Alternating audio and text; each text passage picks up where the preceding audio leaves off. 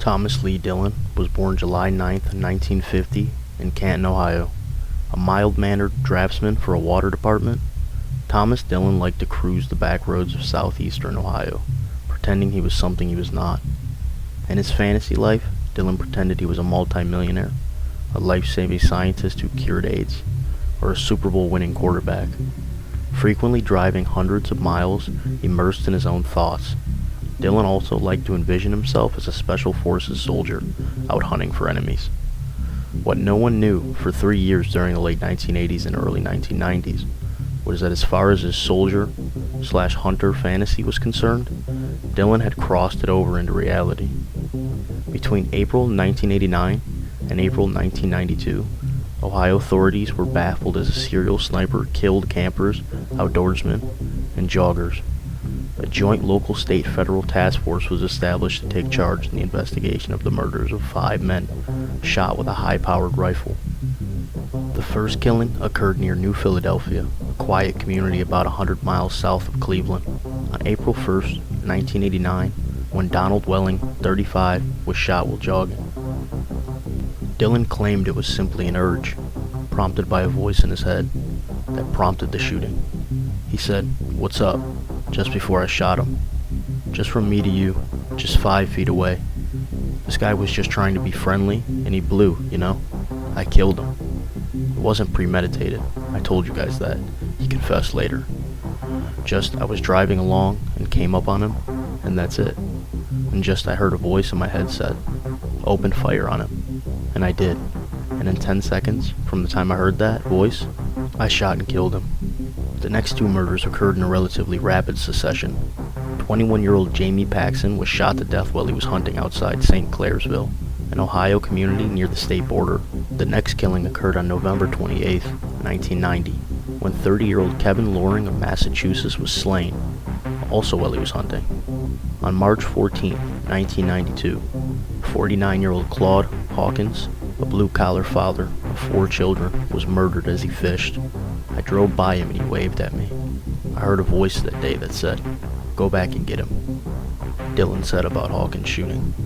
In April 1992, West Virginia resident and father of 3 children, Gary Bradley, 44, was struck down fishing near the county seat of Noble County. All except Loring were shot on a weekend, 2 each on a Saturday and Sunday, with a high-powered rifle, most likely from a nearby road, investigators said. Loring, who had 3 children, the oldest of them being 8, was killed on a Wednesday, and the bullet that shattered his skull was never found. His hat blew straight up about 20 feet, a remorseless Dillon confessed later to police. "I knew I had to blow his whole head off." At each of the murder scenes, there was little to go on. The killer left it virtually nothing, like casings or other forensic evidence, and no witnesses ever saw any cars.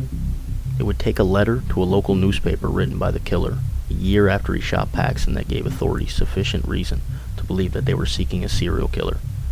"I am the murderer of Jamie Paxson," he announced in an anonymous 2-page photocopied typescript addressed to the Times leader, as well as to Sheriff McCourt and to the Paxsons. The letter had been mailed from outside of the Martins Ferry post office. Jamie Paxson was a complete stranger to me. I never saw him before in my life, and he never said a word to me that Saturday. The motive for the murder was this: the murder itself. Paxson was killed because of an irresistible compulsion that had taken over my life. I knew when I left my house that day that somebody would die by my hand. I just didn't know who or where.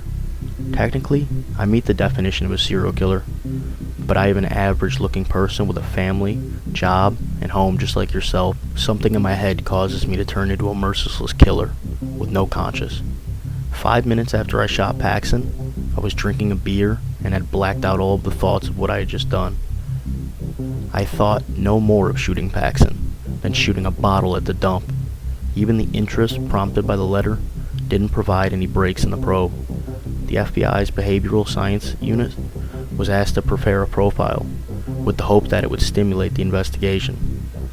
The 24 points in the profile described the killer not only as an educated white male, but as someone with a past of crimes, such as arson and killing pets and farm animals. The profile, however, was not perfect. It predicted that the killer lived within a short distance of all the crimes. but Dillon lived as far as 150 miles, and that the murderer would be in his 20s. Dillon was 42. He might be a normal family man, but was likely a loner, the report continued. He had a drinking problem and a history of compulsive vandalism and arson. Stress would trigger the shootings, which usually would be committed while he was drunk. Like many serial killers, Dillon began acting out against animals and started setting fires to appease his demons. He would later admit setting more than 100 fires and killing more than 1,000 pets and farm animals. His trips through the backwoods of Ohio were always taken alone, and he would stop on his way to buy beer. It was an August 1992 tip from a high school friend who became disturbed about Dillon's animal slaughters and preoccupation with serial killers that finally broke the case. He asked me if I thought he could or had killed somebody. The late Richard Fry told the Akron Beacon Journal in 1993. The way he looked at me chilled my blood. I thought he had a secret to tell.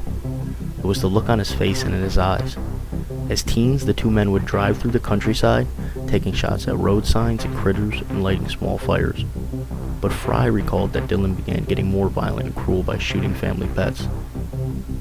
Dillon was not only cruel to animals, Fry recalled. Once Dillon shot a chipmunk in his backyard, grabbed the dead animal, and chased his son around the yard. When the little boy tripped and fell, Dillon rubbed his face with the bloody rodent. Fry called a county detective, and finally, after 39 months, the task force had a solid lead. The first clue linking him to the crime was that his off-duty and vacation time matched the dates of the killings. The FBI followed Dillon for about a month and watched him buy guns, drive around aimlessly and shoot at stop signs, animals, electric meters, and even take pop shots at populated areas. Most telling, Dillon visited Loring's grave in Massachusetts. Throughout the summer and early fall, Dillon was shadowed by authorities, who were only able to pin cattle shootings on him. As hunting season approached, they decided they had to move in to stop any further killings. Authorities arrested Dillon on a federal weapons charge. He was awaiting sentencing for possessing a silencer and announced that he was their suspect in the serial shootings. At a press conference, they asked anyone with firearms transactions with Dillon to come forward. On December 4th, a gun dealer brought in a Swedish rifle he said that Dillon had sold him on April 6th, the day after Bradley was murdered. Ballistic tests indicated that it was the rifle used to kill Bradley and Hawkins. On January 27th, Dillon was indicted on capital charges in both cases. In return for the state dropping the death penalty specifications, Dillon pleaded guilty to 5 counts of murder and was sentenced to 5 consecutive life terms. "I have major problems," he said at the time. "I'm crazy. I want to kill." He blamed his childhood for his problems. Dillon also publicly said that he was afraid to be sent to the Southern Ohio Correctional Facility in Lucasville, site of a murderous riot just a few years before he was caught. In response to his concerns, family members of his victims began a petition to drive to have him sent there. More than 8,000 people signed the petitions, which the state of Ohio honored. The psychologist who examined Dillon at the request of his defense attorneys summarized why Dillon's story is so frightening. What you see is someone who looks and presents himself in a way that seems frighteningly normal. And the reality is that most of the people who commit these crimes, like those that Dillon committed, come across just that way. On October 21st, 2011, Dillon died in the prison wing at Corrections Medical Center in Columbus, Ohio, aged 61, after being ill for nearly 3 weeks due to an unspecified illness.